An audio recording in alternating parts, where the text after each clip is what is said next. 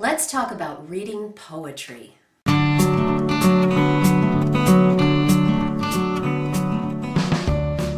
Most book clubs don't read poetry. In fact, most people don't read poetry. And there's a reason why. Poetry is actually more difficult to read than other kinds of writing. The reason is that it's not straightforward. The language in it doesn't say precisely and clearly what it means. And that's the point. The whole job of poetry is to disrupt our usual ways of seeing things. Once you understand that, it's actually a lot easier to read a poem.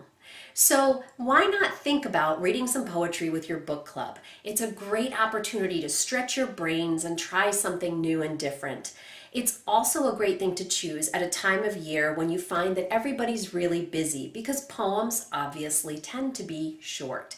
And so even though they're a little bit more challenging, they're also quicker to read at a time when maybe you're looking for something short to read. Today I'd like to give you 5 tips for reading poetry with your book club that I hope will give you the confidence to try it and the success when you actually do.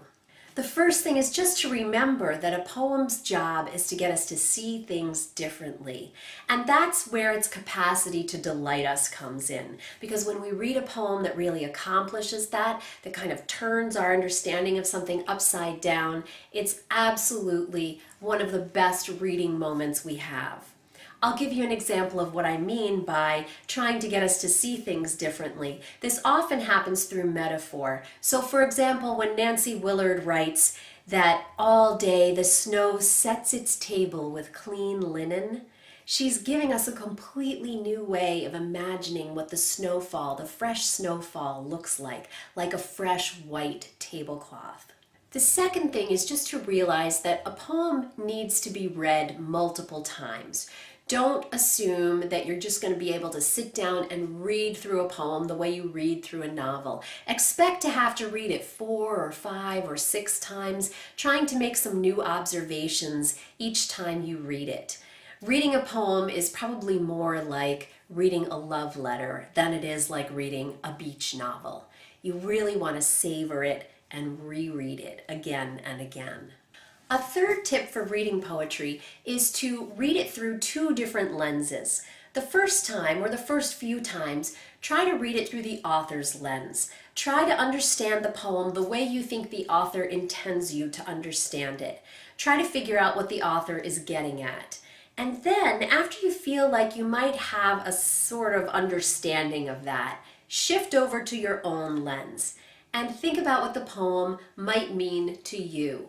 When you bring your own experience to the poem, what happens? What does it make you think about? How does it make you feel? Poetry is meant to be read out loud. So my 4th suggestion is to do that.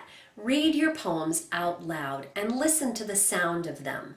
Poets are always paying attention not just to their images and their metaphors and the words that they've chosen, but also what those words sound like when spoken out loud.